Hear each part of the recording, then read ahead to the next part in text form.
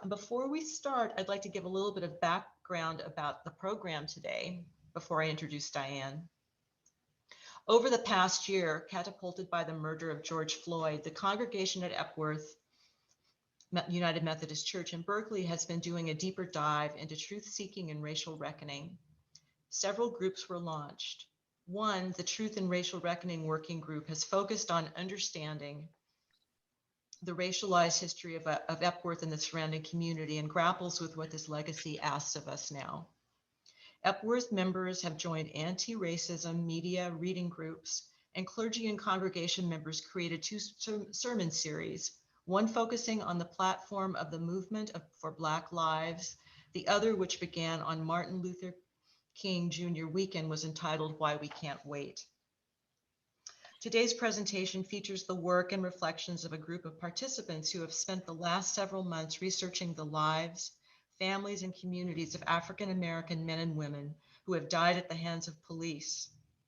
Each participant created an art piece based on one individual.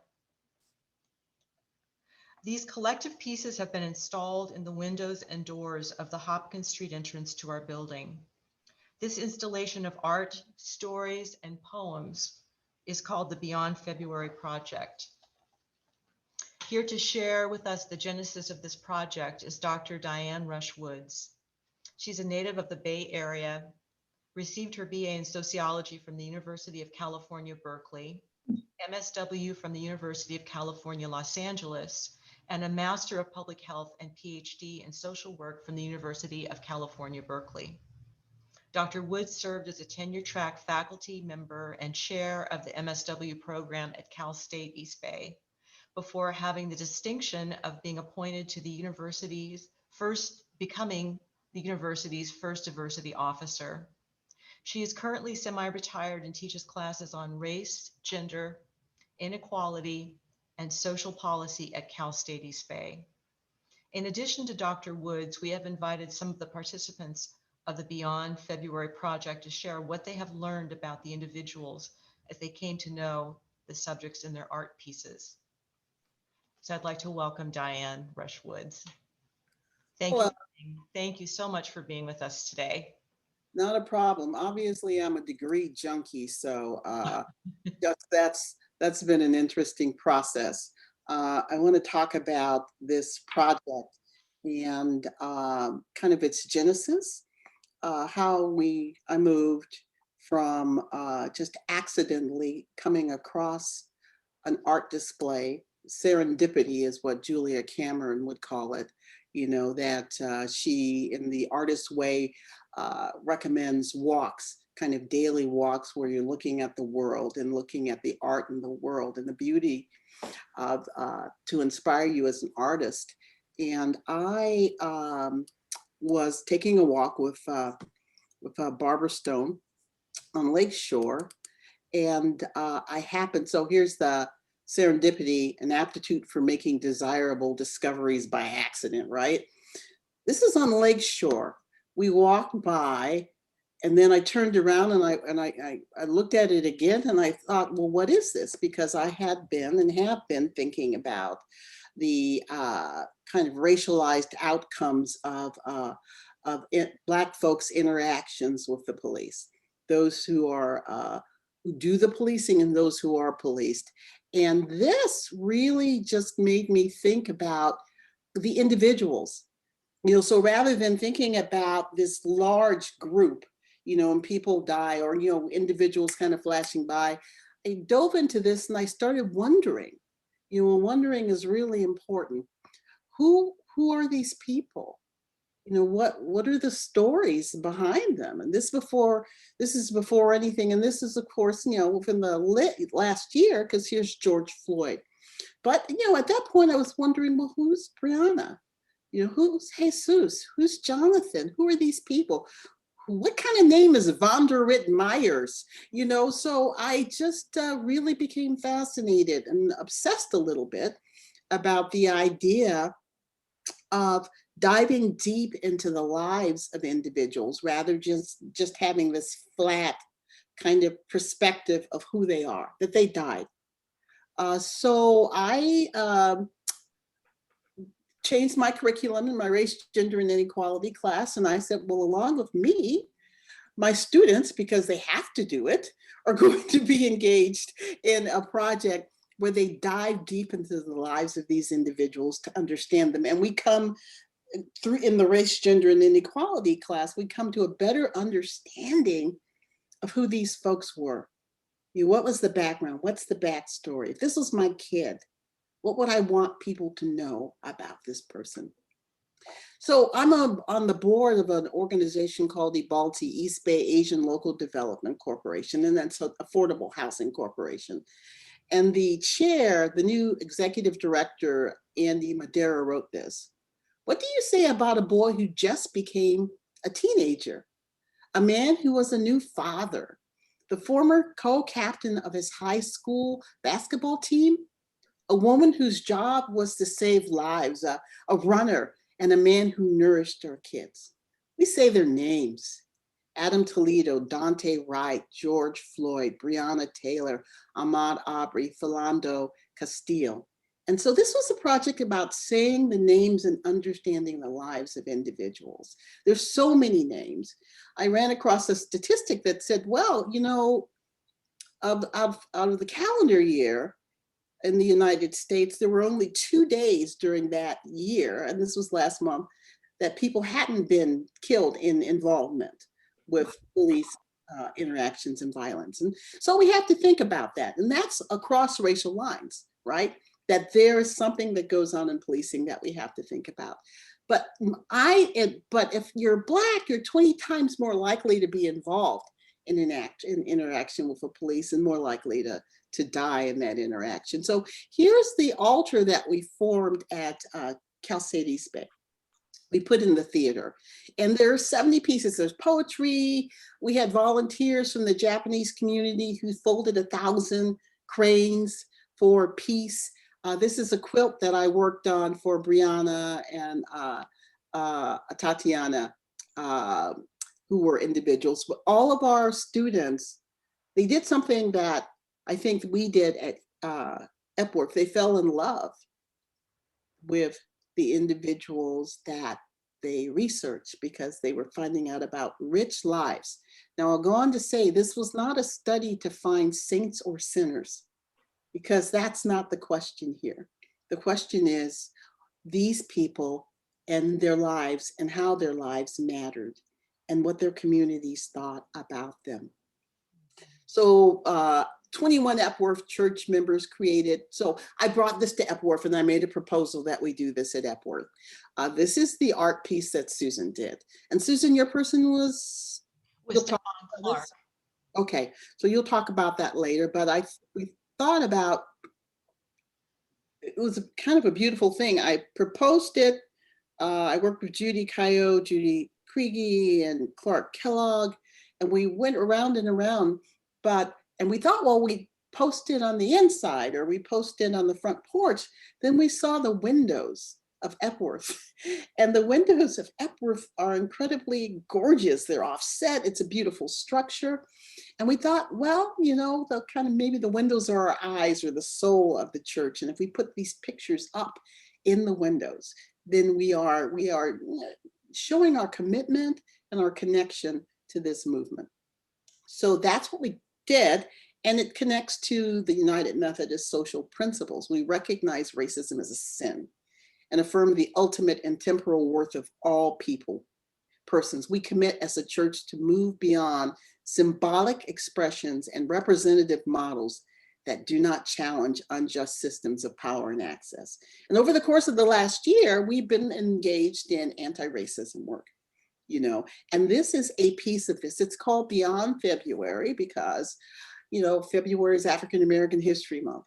But we know that African American lives go on 365 days of the year, like all lives do. So we wanted to go beyond February, and we wanted to look at those who had fallen in their interactions with the police and come to know their stories.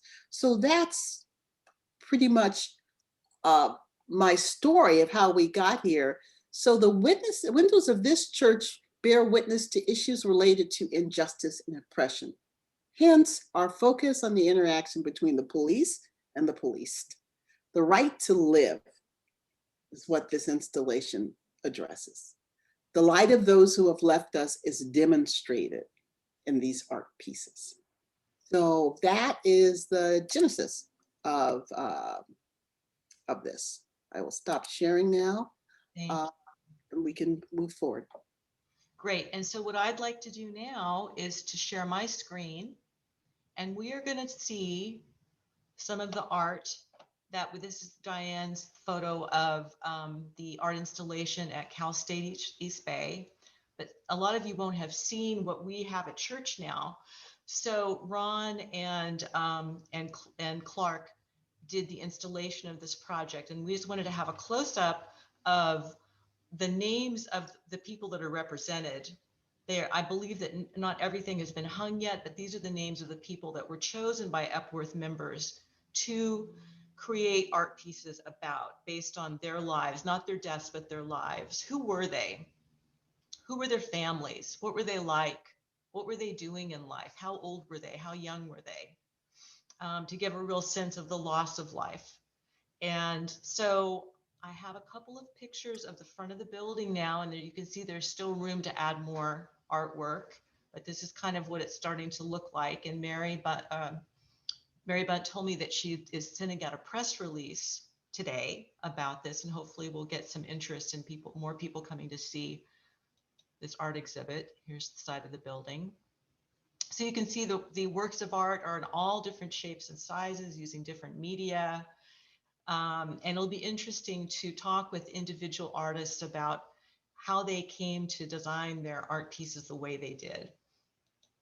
So we're going to start with Ron Parker, his subject was Ayanna Monet Stanley Jones. And I'd like each of the artists to briefly talk about why they chose their subjects. What was it about those particular people that made them want to learn more about them? Where did they access information about the subjects the individuals that they chose? And also, how has learning more about this person affected them personally? So Ron, I'm going to highlight you now, spotlight you. Okay. And you'll have to unmute yourself. Unmuted. Hear me now? Yes. Good. Well, I just want to thank Diane for this project because it's a wonderful concept and set us up to on a journey, I think, really. And Diane had an incredibly long list of people. It'd be wonderful if we had works of art for all that list.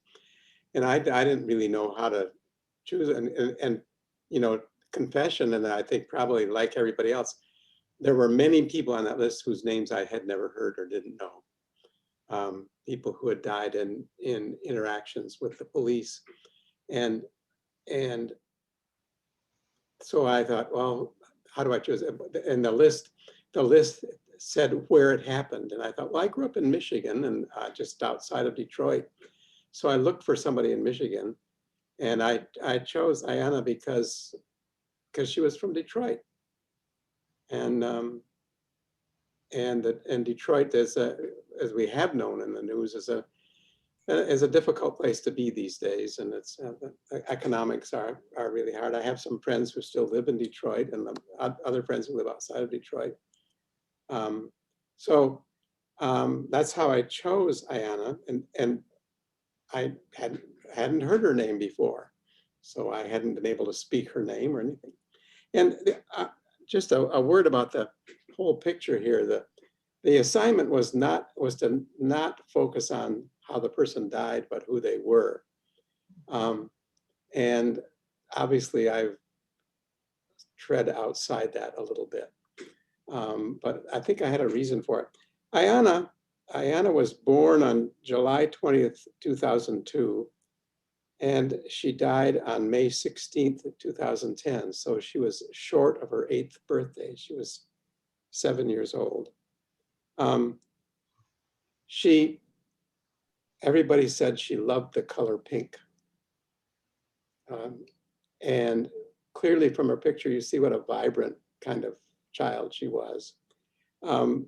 She loved Hannah Montana, and she was, everybody said she was a tomboy, that she played sports and things. And her parents said they had moved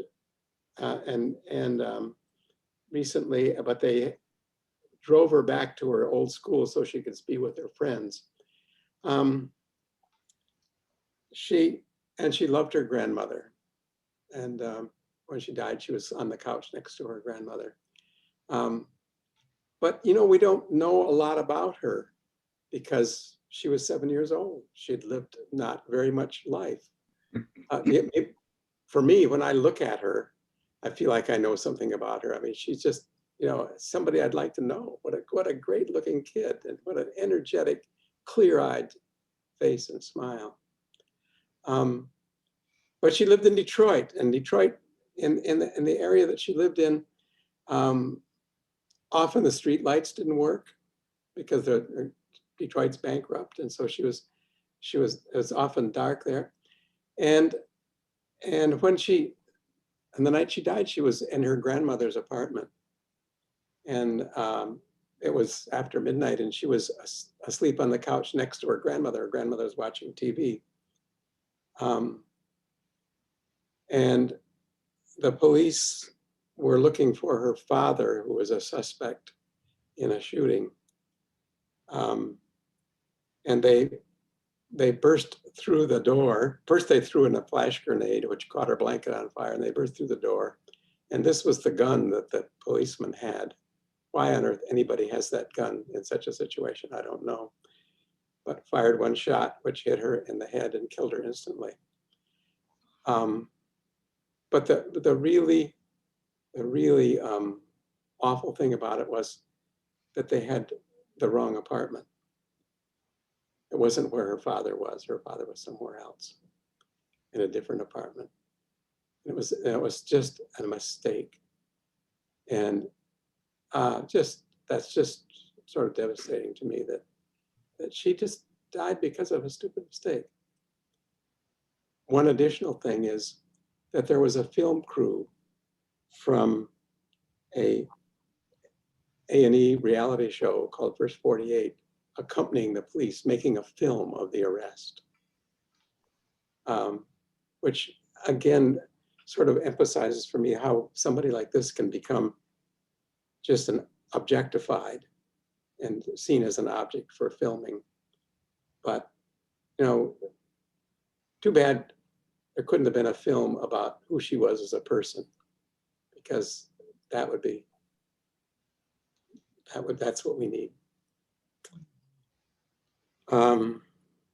So even though I have very little information about her, I feel close to her, and I feel like I wish I knew her. Thank you so much for sharing that, Ron. Thank you.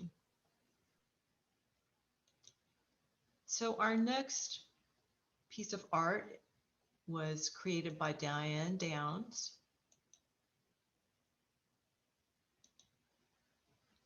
And why don't you tell us about her, Diane? Sure. So my study and my art piece was for a Tatiana Jefferson. The words on this knitted project are Tay. That was her nickname. And those are her dates of her life, 1990 to 2819. She was a young woman. I picked her because she's a young woman, kind of at the beginning of life, of her adult life. And I have two daughters, and they're young teenagers, but my career is that I'm a career guidance person. And I always imagine, like, what might their career be, or what will they figure out to be? And when I started, and truth be told, we had 3 people in our family because my daughters did this project with me. So we also learned about Freddie Gray and Carlos Carlson, and we kind of did the research phase together since they're younger and they needed some guidance. And then I picked a Tatiana from that group. I was moved by what I could find. And what you can find about anyone on these lists is a lot about the legal case, the murder, just some gruesome details. And what Diane encouraged us to do is really look through to the life and the person. And what I learned about a Tatiana, she was a young woman who was very bright. She had graduated from college. She was working in an HR career, which is actually kind of my career. So I connected with her on that. That wasn't her joy. She was looking to be something in the medical field, but she was doing this HR role to support her family for a little while. And she was hoping to study something in the medical field. As with many 20-somethings, I'm not sure she had articulated that precisely, but there's a phenomenal video of her for one of her college classes, or she had to apparently do a anatomy lab, and she decided to do a video with, I don't know, an 18 or 20-inch skeleton, as well as her friend who she had taped quadrants all over this t-shirt and had her friend wear it so she could demonstrate that she knew the different quadrants of the skeleton and the body and what they're called scientifically. So you can really see the life in this person, even though she's gone, because we have that video of her. I'm not super artistic, so the photo of a Tatiana is here with her nephew. I did not paint it. Diane helped me print it off of another painting that we found on the internet. But my art is knitting. So I knit this frame for her, and I knit those little hearts in there and her name, her nickname, and her dates. But the other thing that I learned about her is that she was such a young woman caring for her family, including her 8-year-old nephew, who was present when she was murdered. She was up late with this young boy playing video games, and that's what's depicted in the video in this picture. And police allegedly responded to a welfare call. Someone had allegedly called in and said that her front door was open and could someone go check on her. But instead of checking on her safety, they killed her through her window when she came to the window to see what was going on outside. So just imagine, how many times I live in an urban setting like most of you who live in Berkeley or Oakland, and police come on my block from time to time, and there are lights, and I look out my window. I've done that many, many times. So I am it's just a lot of connections. The other thing about knitting, and then I'll stop, is I never thought of knitting as an art. For me, it's a therapy. I do it almost every day. For those of you, if you can remember back in church, I always have my knitting in church. I think of it as like a therapy to me. And I'm glad I have that outlet, because this project is a difficult one to do. And just imagine all the things that we lost in Tatiana's loss. Thank you so much, Diane. Thank you.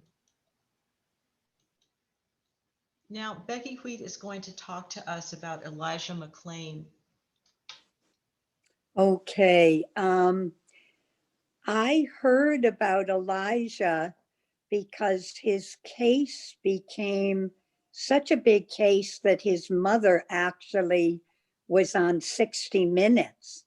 And I thought, and just the sweetest face, look at him. I thought, I really want to know more about this. He was a massage therapist. His mother said at a very young age, she really felt he was gifted. He taught himself violin and guitar. He, on his breaks, he would take his instruments and play for animals who were abandoned at the shelters. Somebody, one of his clients, said he was the sweetest, purest person she had ever met.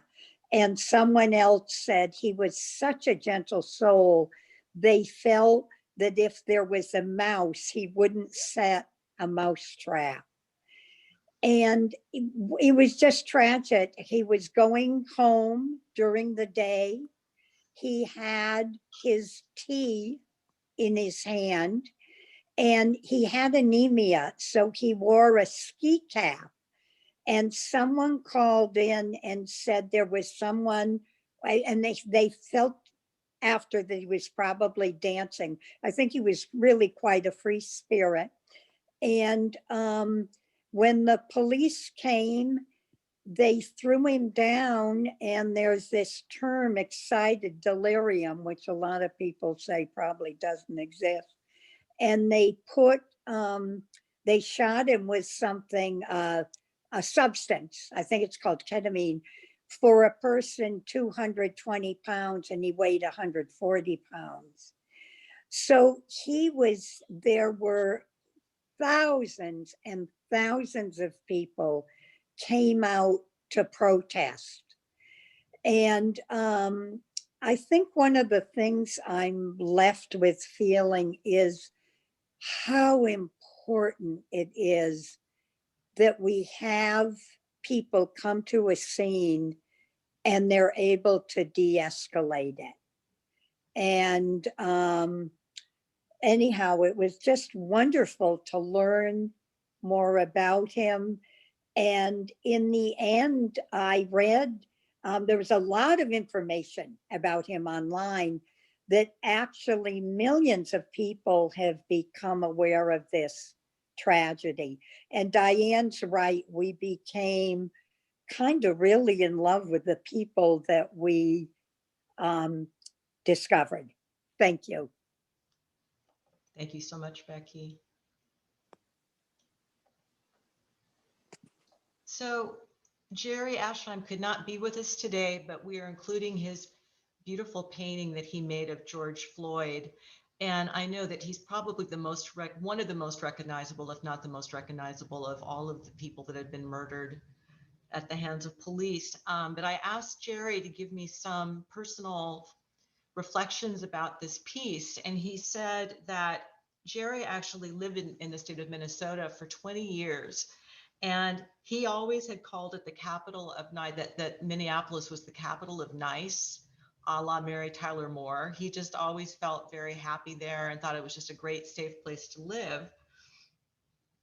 But that he found out from his niece recently, who lives there now, that it's not the same city anymore, that he remembers. So his image of this peaceful place where everybody feels welcome and at home just really isn't the case now.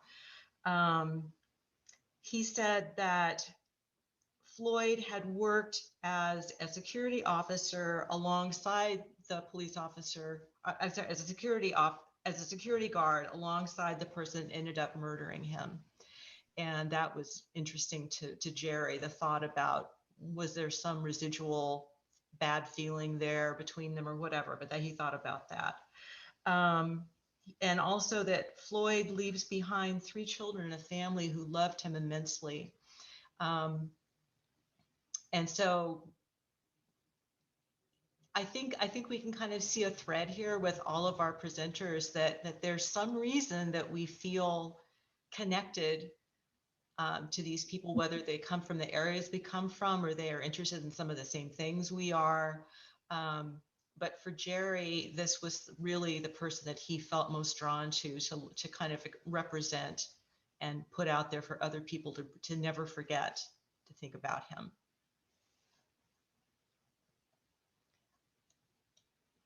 So the next presenter is going to be Laura Hyde.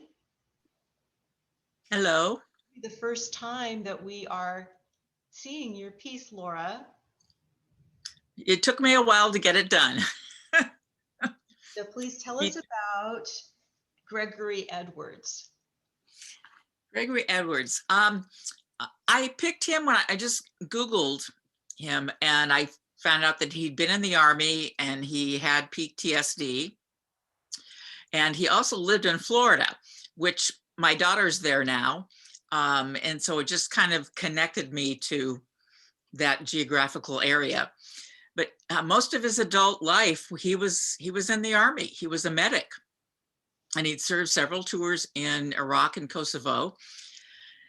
And so what I did was I got a fleece of the US Army. So you've got the US Army, you've got the flag, you've got the SEALs. And then I found photos of him. One of them was with his wife. Another is with two kids in when he was deployed. There's also a picture of he and his wife with President Obama, and a picture of his wife with his picture behind on the wall. So I just wanted to show, it was really apparent that he was so connected to being in the military, and he was also very, very devoted to his wife. And then I wrote something that she had said, that he saved people's lives. He was a good human being. He sacrificed his life, his mental health, to do something for his country. He was a good Christian husband, father, and friend, always volunteering his time and helping strangers at the side of the road. So that's what I wrote. And it just struck me how he was so, his relationship with his wife was so strong. They had one child when he was killed, and his wife, Kathleen, was pregnant with their second child when he was killed. And I don't want to go into the details about that. He was having a PTSD episode, and his wife, Kathleen, wanted to take him to the hospital, and they ended up taking him to the jail instead. And it was pretty horrific. It took 2 years for the video to come out about what had happened when he was taken into the jail. And that was just gruesome. But I don't know, I felt the energy for him. And then the picture in the middle with the tree and the sunset, I just took that up in Wildcat Canyon. And when I had it printed, somehow it just, I don't know, it just felt like it was representing something in him, that he's still alive and there's still energy, and he's still very connected to his wife and son. That was just my gut instinct about, what it was for him. And I think that's all. Oh yeah, I did say that coroner had also said that the cause of his death was excited delirium, which is basically nothing. It really actually doesn't exist as a diagnosis, and it was ruled accidental. But when you look at the video, it seems like a whole different story. So yeah, it took me a while to get the photos done and write the piece up, but so much of his adult life, he'd been in the military, that I felt it was really important to highlight that. Thank you very much, Laura, for your piece. Now we're going to move on to a beautiful quilted piece that Diane did. And I have several photos of it, more up close photos. But Diane, why don't you tell us about how you created this and who you were talking about in this piece? Okay, so I am talking about Michelle Cousseau, who died in Phoenix, Arizona. To get attention, her mother actually took her coffin and rolled it through the streets through the city, just to tell them something terrible has happened and you have to pay attention. So this is a story quilt, and I like it because there's this beautiful picture of her at the top, but the caption is, "Why are we never the damsels in distress?" Why is it that especially for African-American women, the perception is just something different? Just to go to the end, this is a woman who never said a mumbling word when she was shot. She didn't yell, she wasn't screaming. She had said, "No, don't come into my house," and she had a hammer, but she was shot through the heart. But she was brought up in Oakland, and her mother was one of the original Black Panthers. But her mother left this area because her brother was killed in a drive-by shooting. So she went to someplace that was safer. She went to Phoenix. And her mother asked the question, you know, when the police came through the door and when they forced their way in, did they see a Black woman? Did they see a Black woman with dreads? Did they see a lesbian? Who did they see? And why would they choose to shoot her instead of helping her? She was, there was a mental health call basically that she had a diagnosis of bipolar disorder, schizophrenia, depression. So this is a person who was up and down, but she was in treatment and she had gone to back to school and she was engaged. And that morning, the taxi didn't come. So she called the agency and she was really angry at them, you know, and yelled and screamed at them. And so they called the police because that's who you call for mental health calls. And they came and she said, no, I'm not going to let you in. And I'm sure she didn't say it like that, but her mother was on the line and there were 4 officers and she was shot. She was 50.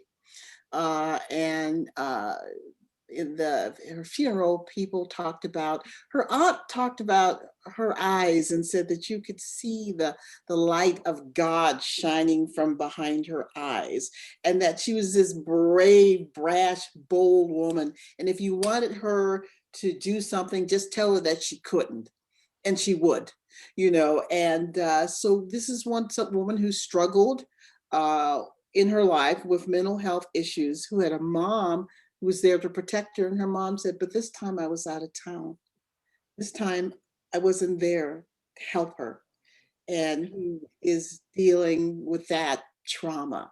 But a really beautiful life, a vibrant person, and someone who had to deal with bipolar disorder. And this connects to, you know, do we police mental health? How do we manage it? And in this case, the result was unfortunate. And the life sounds like a beautiful life. Thank you so much, Diane. And you quilted this. Maybe you can tell us just a little bit about your choice of medium. So I'm a quilter. I keep trying to quilt and finish projects. In this case, I wanted to do a story quilt, and the quilters from G's Bend do stories. They tell stories, and it's kind of a historic, tradition of African American quilts. So I, basically this is PowerPoint, finding pictures, placing them on a runner, and being able to glue them to this runner that I created with Black fabric and African prints. To tell the story of her life chronologically, just going from, here's this cute little baby. She was somebody's daughter, there's a picture of the 3 of them, the 3 kids, how can it be that one is killed in a drive-by and the other is killed in an interaction with the police, and that the mother has to live with that. But getting the story and falling into her life, and I did not know that she was a lesbian when I went in. I was like, look at those pants that she's wearing, isn't that interesting? And then it's there's a picture with her girlfriend, and it just, her life bloomed in front of my eyes. And her mother says she was like my travel companion. She was my buddy. She was a mama's girl. She was always calling for her mama. So yeah. Thank you so much for sharing about that. So the next piece of art is actually mine, and it's it was created in honor of Stefan Clark, a 22-year-old resident of Sacramento, California. And, he was young. He was really, really young. And I think that I was drawn to him because he's kind of in the age range of my children. And he's from the Bay Area, and it just pains me to think about anyone that young losing their life. He had 2 children, 2 very young children, a difficult relationship with his girlfriend, kind of on and off relationship, which is why I kind of portrayed them as not being totally together in the piece of art. He loved dressing up. He loved nice tennis shoes. He was on his football team at Sacramento State. Sacramento State was very important to him. He loved his grandmother and was living with her at the time he was killed. He loved gaming. People said he was the life of the party. People said that when he walked into a room, the room lit up. He just had a very contagious, wonderful smile. He had his ups and downs in his life, but he was beginning to come out of some of those downs, and the family had high hopes for him, and was engaged to be married at that time. I ended up printing everything out. So this is all stuff I took off the internet, and I ended up printing in black and white because I kind of felt like his whole world was black and white and right and wrong. And I also kind of made him surrounded by the city he lived in. Like he wasn't either able to get out of that city or was old enough to really have gone out and done something someplace else. But the frame is painted purple because that's the school color, and he was on the football team. And so I wanted there to be something that represented something that really meant a lot to him. Evidently, he was a very good player, and his teammates represented him well at his funeral. I found a lot about him online. I watched his entire funeral, which was an hour and a half. I saw how many people were there, his family members, his friends, and just the enormity of how one person's loss devastates so many people was not lost on me. How important he was and how his not being there affected so many people. He was killed at night. His cell phone was mistaken for a gun. And I'm sure that this is not the first time this has ever happened or will be the last. But I tried not to dwell on that part of his story. I tried to think about what any young person feels like at that point in their life, where they've had some life experience, but then there's still a lot to come. And just seeing his family and his aunts and uncles and grandmother and mother, I felt a lot of grief over. That's probably also why I did the black and white. I felt a lot of grief over a life being taken out so early, and children and loved ones being left without an important member of their family. Susan, can I add that when you look at the ripple effect, his brother and the effect that the death had on his brother, it's just like it pushed him over the edge. He was inconsolable. He was just mad, and yeah. Yeah, one I didn't know. Somebody else in the group mentioned that she had learned a lot about the subject of her painting through watching the funeral. And a lot of these are on YouTube, and I watched someone else's after this because I was curious to see what this was like and what type of worship service they had, and the singing and the family members, and just how all of this grief was expressed. So that is a way to learn something about someone. We certainly wouldn't know that much just from looking at the newspaper, because that focuses on the death of a person. But if you want to see who was in their life, if it's possible to get something, either a newscast where the family members are speaking or their funeral that's put on YouTube, that's a way to access those other parts of their lives.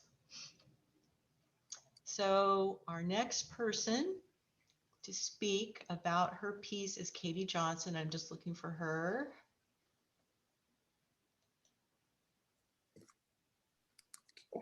Is Katie here? Yeah. There you are. Hi, Katie. I see you now. Okay. I chose Tamir Rice because he was so young. And because when I was 13, I knew at that time that I wanted to be a teacher, and I had heard Martin Luther King speak, and basically was raised white. I was raised that way, but I knew that my passion was going to be teaching children of color. And so I was going to choose to teach in those circumstances. So when I saw Tamir Rice's death, I just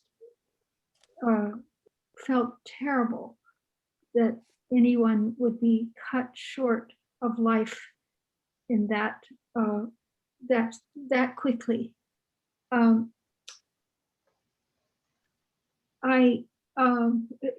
Tamir, let me just read this. On November 22nd, 2014, Tamir Rice, a 12-year-old Black child, was shot and killed by a white police officer while playing with a pellet gun outside a recreation center in Cleveland, Ohio.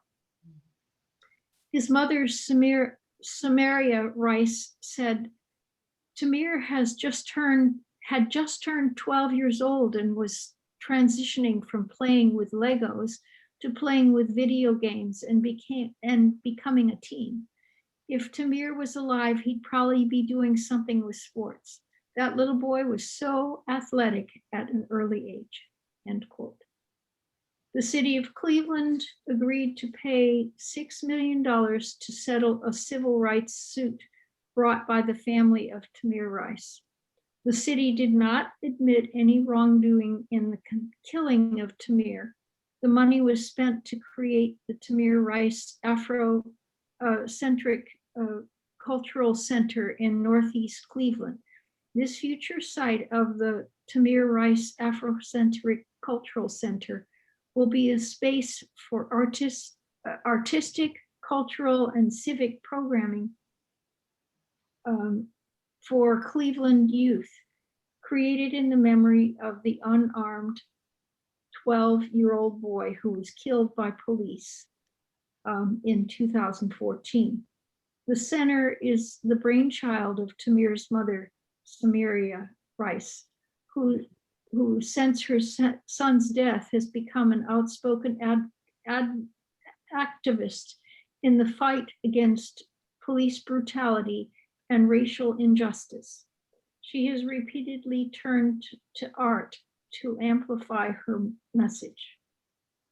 I chose to use pen and colored pencil because those were often the materials that I used to teach art in elementary school.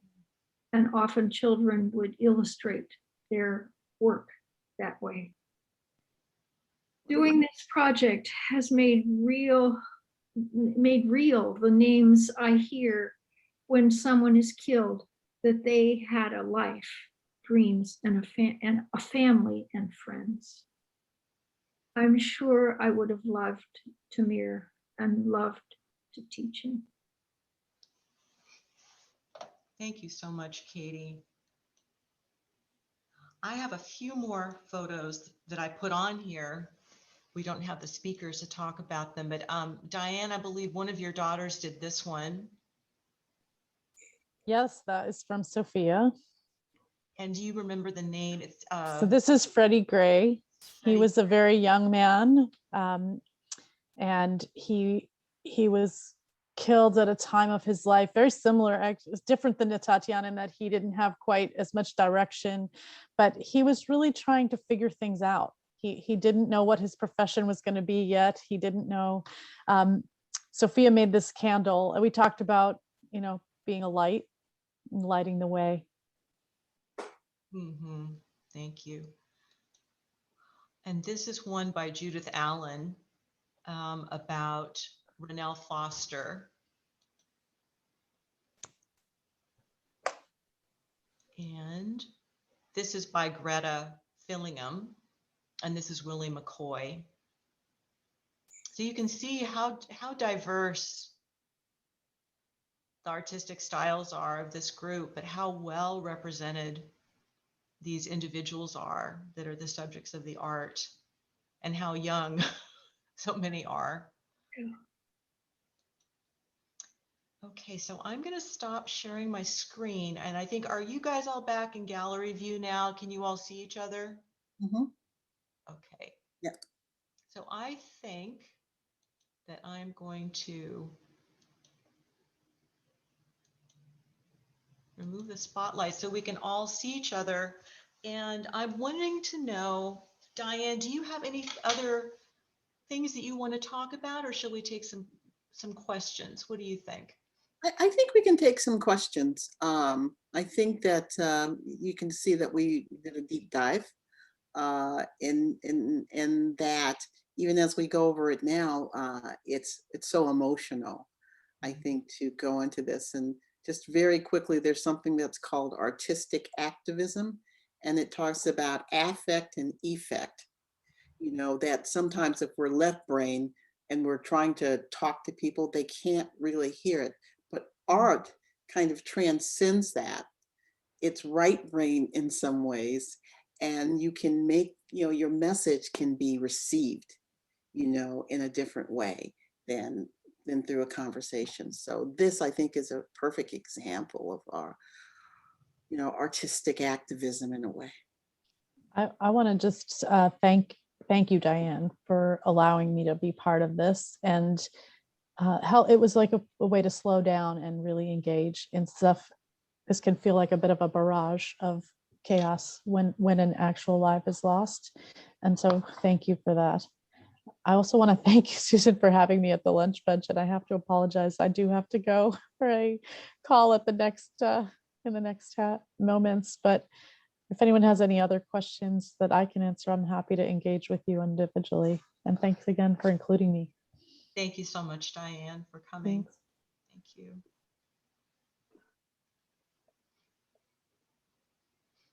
Well, I have a question. I think you can, those of you that did not participate in this, in doing the art in this project, you can kind of sense from those of us talking about the individuals that we chose to portray through art, how it's affected us. It's hard to really feel the same or see the world the same way after you've gotten this close to a person who's lost their life in this way, because nothing that anybody can do deserves this, and I just am wondering now where do we go? What do we do with this? How can we share this with others? How can we help others engage in this way to understand people as individuals, not just as someone that you read about in the paper and then you turn the page and say, well, that's too bad, but move on now. I don't know if this answers your question, Susan. I don't think it does. But I just want to say I wasn't able to be part of this. And I think that's partly what was going on in my family, but also my sense of not being very artistic. I just want to say how moved I am that, the center personal relationships are, where you get beyond the stereotypes and all that stuff. And I'm just so moved by the power of this process.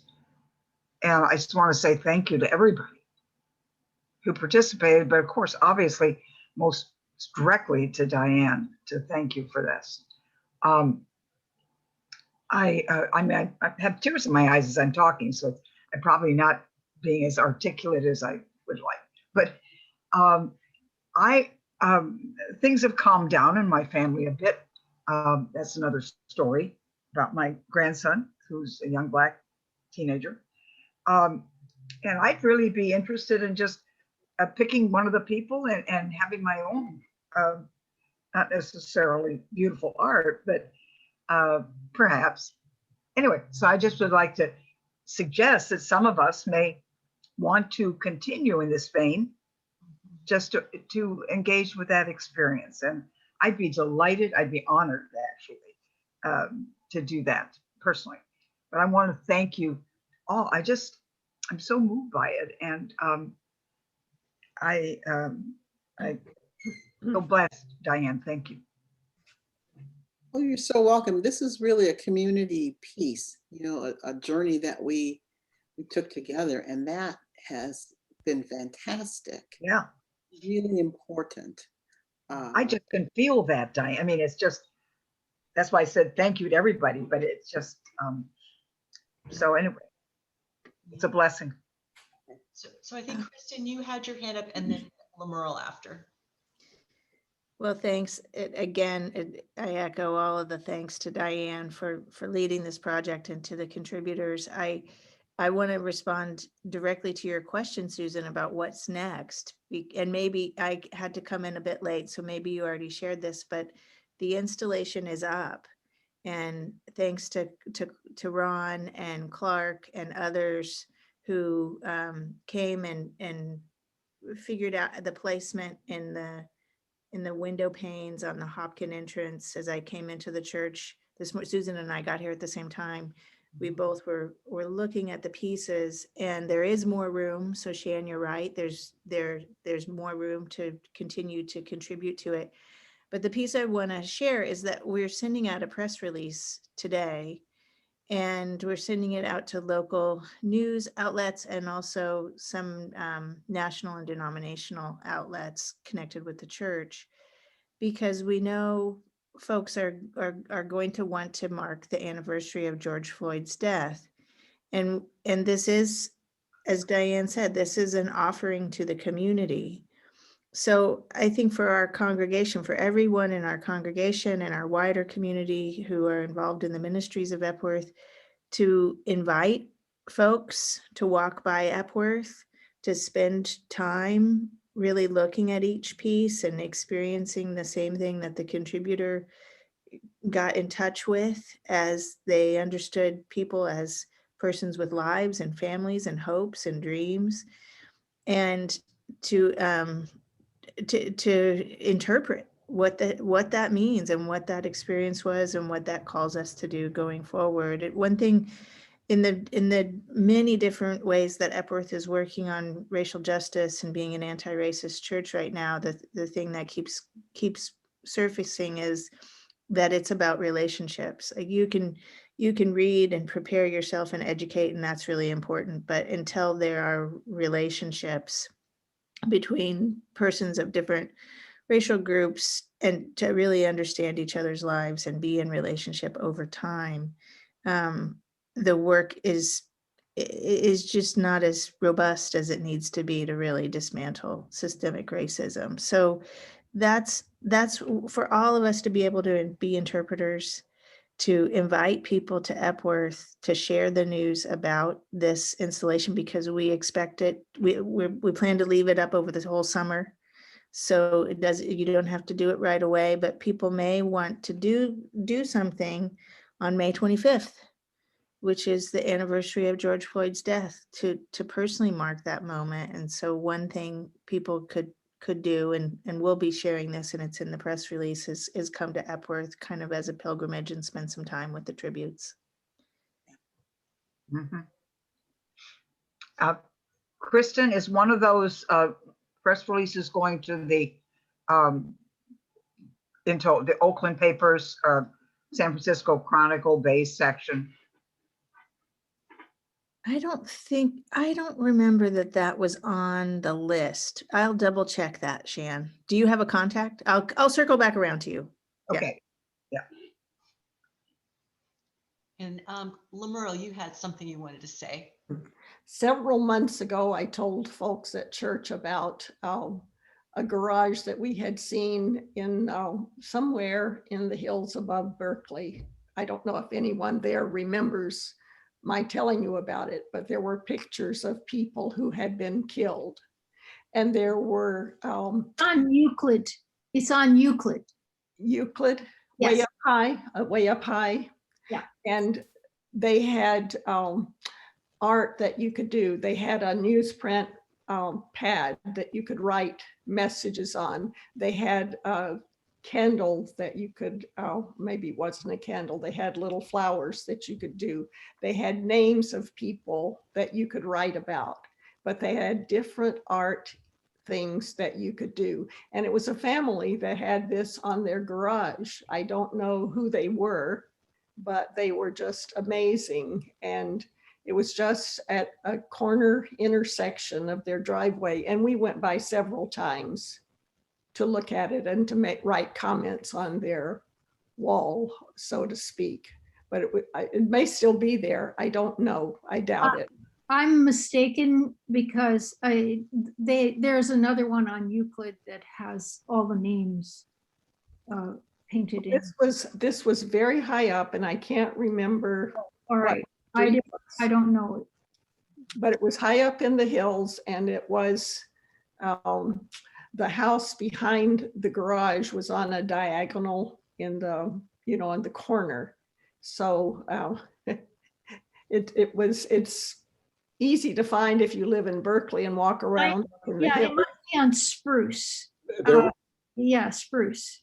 There was also one on Oxford right around the corner from us on a smaller scale, except that they had maybe, I don't know, 75 pictures, black and white pictures, and they had art supplies and things to write comments. They took it down. It's down now, but it was up for several months. Also, I just wanted to say to sort of to Shan's question, if you go and look, you'll see there's a wide variety of artistic skill in what we've done, and not all of us are artists, but you stole my word. You don't have to be a great artist to do this. No. And I think the process is really worthwhile doing. It's the I think the process is deepening. It's deep. Yeah, no, we didn't participate because we feel like we're artists. We participated because we wanted to learn about these people and be part of this group activity. Except Susan is an artist. No, but I mean, really. No, I do understand that actually.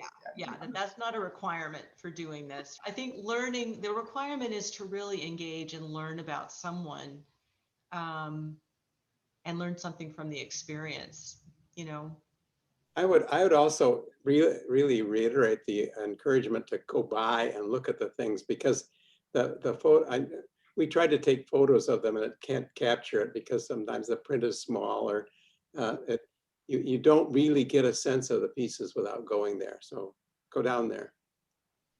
And if I could just share once, Susan, if that's okay, I will show the questions that we were. Of course. I'm really bad at this. Hold on, my students are like, no, that's not it. You don't have it together. Let me stop my share. It's so embarrassing after a point. It's got to be here somewhere. The questions would be great. Here we are. Let me try one more time. Okay.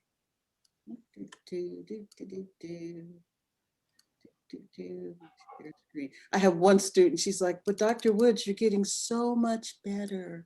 It's like, patronizing me now. So here are the questions, that we kind of, so we started here, and you didn't do your art until you actually kind of got through this process. You went through this process. What are the demographics? Who are they? Where were they born? Where did they die? What was their job? How did the police get involved? It's very interesting because I have one piece of art where it's like there's a CD, and I actually bought a pack of cigarettes, but loose cigarettes, because it was illegal in New York to sell loosies. So they went after this one person, and it was illegal to sell CDs on the street. So they went after this other person. And then of course I had a bag of Skittles but that didn't have to do with the police. It was for the little boy who was walking through in Florida and was shot. But what precipitated this interaction? Was it mental health? Was it driving violation? Was it domestic violence? We had someone who was riding a bicycle and tried to get away, from the police. So was the place and cause? Who else was in the room? What did the friends say about this person? Was there a trial, and what was the outcome? And then critique the media response. Because like with Breonna Taylor, it was like, African-American woman dies in drug sting. Yeah. Well, it was this group, it was police officers with a no-knock warrant who came with a television crew and went to the wrong place And her boyfriend said someone's breaking in, drew his gun. He had a license. She came out and they shot her. But the media says woman dies in drug bust. So this is it. And then you create something. I did quilting because that's what I do, but collage, sculpture, drawing, painting, poster, anything, poetry, a lot of spoken word, a lot of poetry. So that's kind of what we did. Diane, could you show the photograph again of the installation at Cal State East Bay? Now that everyone's seen our art, do you have it in there? Yeah, just share mine. Okay. I'd just like to revisit that because that was kind of our inspiration. Right. Okay, let me stop the share and then go find it. Yeah, it's there. It's never easy for me. Okay, moving right along. There it is. Okay. So here's our installation. Now I have to tell you, this is just a tiny part of it.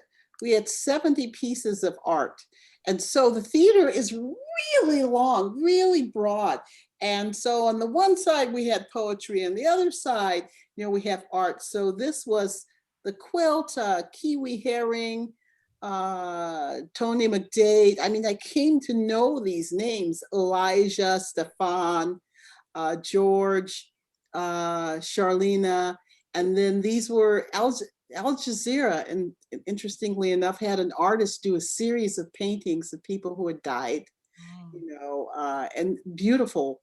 And this was a Japanese American group called Folding for Justice, sent 1,000 cranes and said, no one came for us, no one supported us and helped us. We want to let you know that you're not alone. Mm-hmm. So, did you do the quilt in the middle? Wonderful stuff. Did you do the quilt in the middle? I did the quilt in the middle. Did you?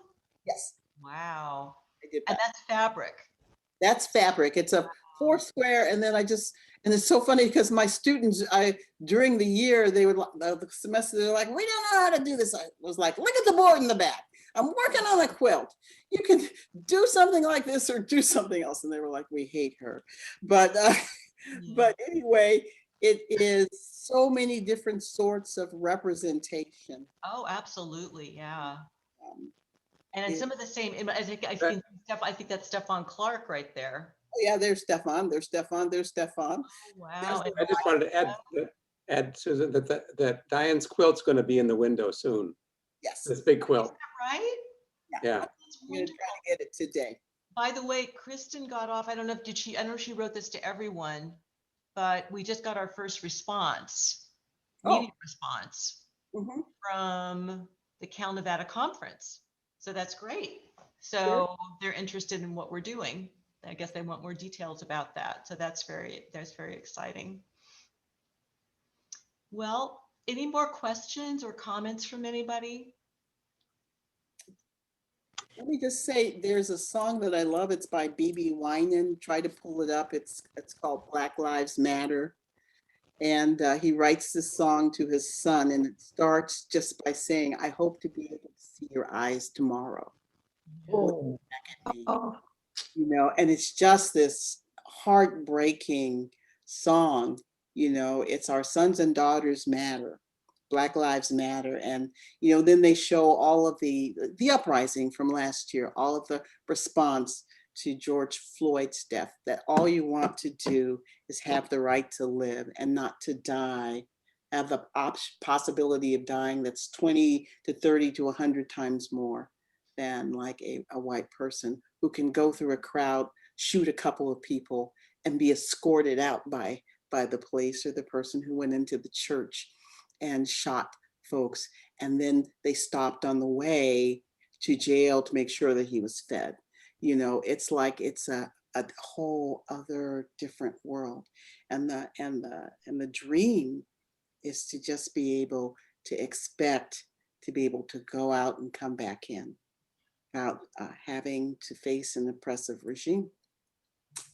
That's all I got to say. Yeah, to be safe walking while not white. Safe bicycling, just stuff. When my son was 12, he was in Albany. He was sitting on a park bench with a little girl who was a shrinned white girl. And by the time they finished, there were 3 police cars around him. No, he was sitting on a bus bench.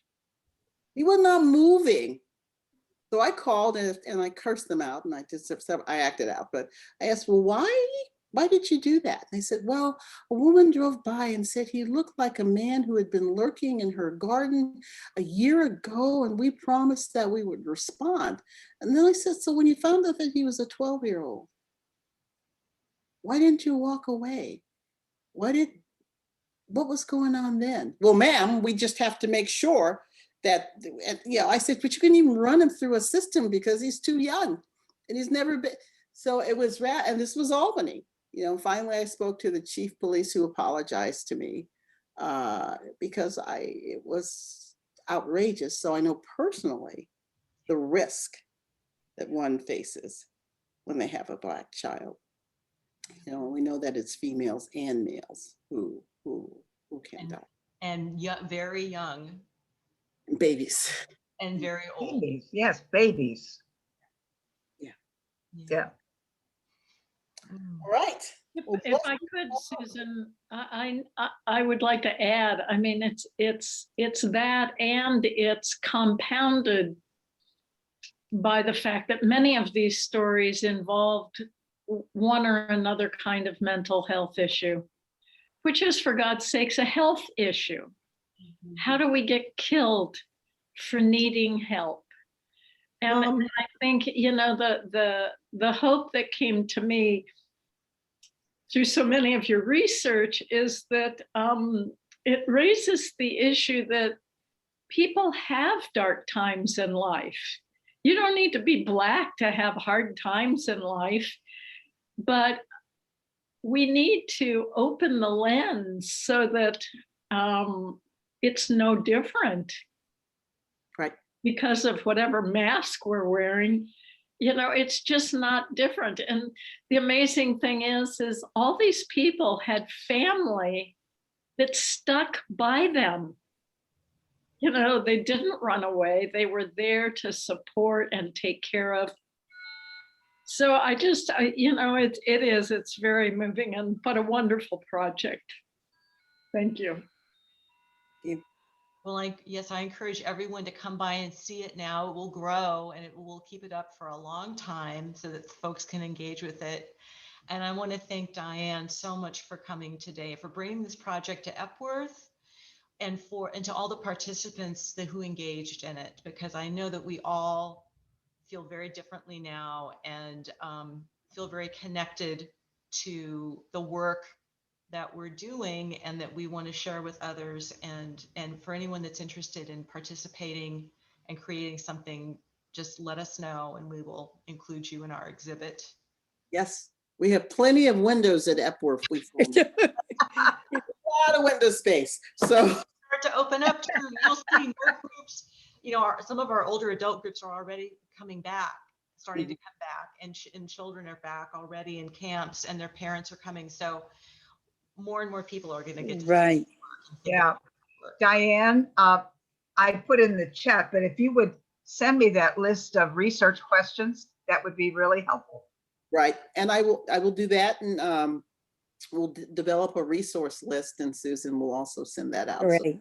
Yes, and one of my hopes is that we do dedicate a part of our website to this work so that people can engage there as well and have resources and talks and things to listen to and more interactive things. All right.